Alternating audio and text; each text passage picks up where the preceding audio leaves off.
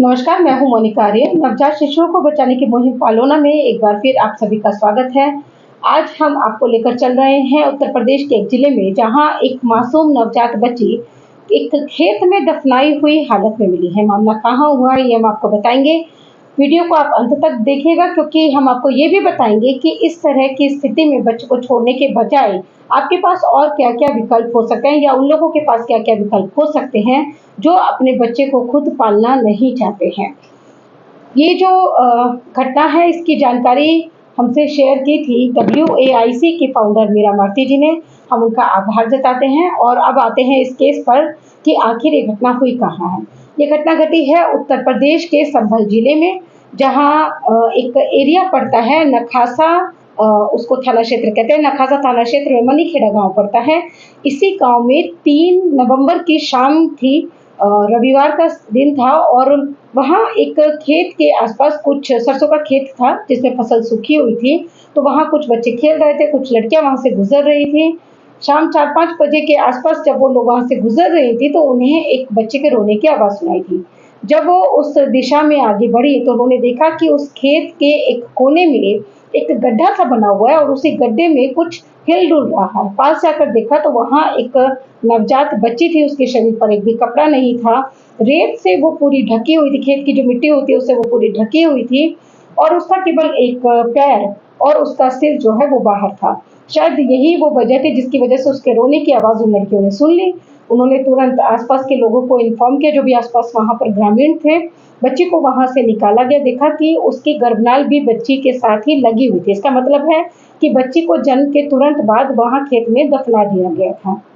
बच्ची का इलाज करने वाली डॉक्टर दीपशिखा, उनका कहना है कि बच्ची को शाम 7 बजे के आसपास उनके पास लाया गया था, क्योंकि बच्ची को जब वहाँ से निकाला गया उसके बाद उसे जिला अस्पताल के NICU में एडमिट करवा दिया गया था। उससे पहले बच्ची को पूरी तरह से क्लीन किया गया, उसकी गर्भनाल काटी गई, उसके मुँह में, उसकी नाक में, उसकी आँखों में, उसके कान में वो जो खेत की मिट्टी थी वो घुस गई थी, उस मिट्टी को साफ किया गया और इसके बाद उसको NICU में एडमिट कर दिया गया। तो जो डॉक्टर दीपशिखा हैं जिन्होंने बच्ची का इलाज किया है, उनका कहना है कि बच्ची की जो स्थिति थी वो बहुत अच्छी नहीं थी, वो सुस्त पड़ती जा रही थी, वो ठंडी पड़ रही थी।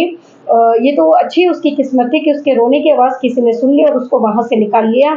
और उससे भी अच्छी बात ये है कि वहाँ पर किसी भी जानवर ने उसको कोई नुकसान नहीं पहुँचाया। इससे पहले कि किसी जानवर को उसकी गंध लगती, इंसान उस तक पहुँच गए और उसको बचा लिया गया।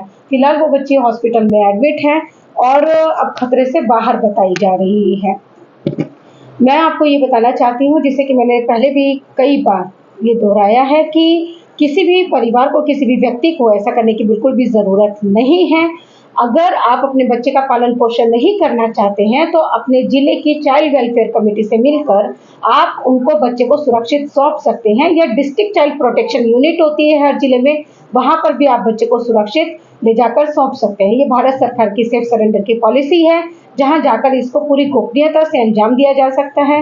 अगर आप ये नहीं जानते हैं, जिन्होंने भी इस घटना को अंजाम दिया, मैं उनको संबोधित करते हुए कह रही हूँ कि अगर आप ये नहीं जानते हैं कि संभल में चाइल्ड वेलफेयर कमेटी का ऑफिस कहाँ है, या मान लीजिए आप भारत के किसी भी जिले से, आपको नहीं पता है कि आपके जिले में चाइल्ड वेलफेयर कमेटी का ऑफिस कहाँ है, डिस्ट्रिक्ट चाइल्ड प्रोटेक्शन यूनिट का ऑफिस कहाँ है, तो आप ये ज़रूर याद रखिए कि चाइल्ड लाइन का नंबर है 1098, टोल फ्री नंबर है, और इसे कोई भी कॉल करके बच्चों से संबंधित किसी भी तरह की मदद उनसे मांग सकता है। इस घटना में भी 1098 को वो संपर्क कर सकते थे और कह सकते थे कि हम अपने बच्चे का पालन पोषण नहीं करना चाहते हैं, कुछ भी मजबूरी उनकी हो सकती है, कोई भी वजह हो सकती है, तो वो कह सकते थे कि जो सरकार की सेफ सरेंडर पॉलिसी है उसके तहत हम अपने बच्चे को सरेंडर करना चाहते हैं। पालोना का उद्देश्य ये है कि वो इन बच्चों को इस जो ये तकलीफ होती है, जैसे इस बच्ची को इसमें दफना दिया गया था जिंदा, तो हम सोच सकते हैं क्या कि उसको कितनी परेशानी हुई होगी, उसको सांस नहीं आ रही होगी क्योंकि उसके नाक में मिट्टी थी, उसके मुंह में मिट्टी थी, उसके कानों में, उसकी आँख में मिट्टी थी, वो ठीक से देख भी नहीं पा रही होगी। तो आप और हम, क्योंकि बहुत अच्छे से रहते हैं और उस तरह की तकलीफ से कभी हमारा सामना नहीं होता है जिस तकलीफ से होकर ये बच्चे गुजरते हैं, तो हमारी कोशिश ये है कि बच्चों को इस तकलीफ में जाना ही ना पड़े। बच्चे एक गोद से दूसरी गोद में, एक आंगन से दूसरे आंगन में सकुशल पहुंच जाए और उसके बाद वो कारा के अडॉप्शन पूल में आ जाए। वहाँ से अच्छे परिवार का चयन करके कारा की प्रक्रिया का पालन करते हुए उनको अडॉप्शन के लिए फिर दे दिया जाता है। जैसा कि दूसरे प्रोसेस में होता है वैसा ही इन घटनाओं में भी होता है, इन बच्चों के साथ भी होता है। लेकिन ज़रूरत इस बात की है कि बच्चों को वहाँ खेतों में या कितने भी जो भी असुरक्षित स्थान हैं, जितने भी अस्वास्थ्यकर हालात हैं, उनमें जाने से बचाया जाए। हम आपके ज़रिए ये करना चाहते हैं, आपके ज़रिए हम इन जानकारियों को आपके सर्किल तक पहुँचाना चाहते हैं। इसलिए अगर आपने पालोना के चैनल को अभी तक सब्सक्राइब नहीं किया तो प्लीज़ कर लीजिए और इसका जो भी कंटेंट हम लेकर आ रहे हैं उसे आप अपने सर्किल में शेयर कीजिए। इसकी जानकारियों पर अपने सर्किल में बात कीजिए। आपका फैमिली हो सकती है, आपके बच्चे हो सकते हैं, आपके सहयोगी हो सकते हैं, आपके सहकर्मी हो सकते हैं, आपके दोस्त, आपके पड़ोसी, कोई भी हो सकता है। उनसे आप सरकार की सेफ सरेंडर पॉलिसी के बारे में बात कीजिए। अगर आप इसके बारे में कुछ और जानना चाहते हैं तो आप पालोना से संपर्क कर सकते हैं। और इसके अलावा अगर इस तरह की कोई घटना आपको मिलती है, चाहे आप सोशल मीडिया पे स्क्रॉल करते हुए देखते हैं, चाहे आप कहीं अखबार में पढ़ते हैं, चैनल में देखते हैं, न्यूज़ चैनल में देखते हैं या कहीं भी आपको इस तरह की घटना का पता चलता है, तो प्लीज़ पालोना को सूचित ज़रूर कीजिए। 9798454321 पालोना का व्हाट्सएप नंबर है। इस पर जाकर आप पालोना को सारी जानकारी दे सकते हैं। आप निश्चिंत रहिए, अगर आप नहीं चाहेंगे तो आपकी गोपनीयता कभी भी मतलब आपकी पहचान कभी भी उजागर नहीं होगी। पालोना भी उन सभी इन्फॉर्मर्स के लिए गोपनीयता बरतता है जो चाहते हैं कि उनकी जानकारी सार्वजनिक ना हो, उनका नाम सबके सामने ना आए।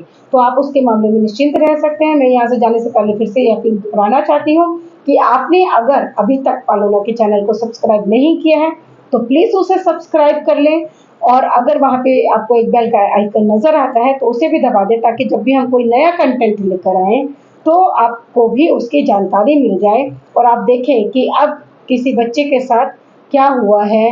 वो कोई दर्द की दास्तान है या कोई चमत्कारिक घटना है जैसे कि इस वाले मामले में, संभल वाले मामले में हुआ। अब मैं आपसे इजाज़त लेती हूँ।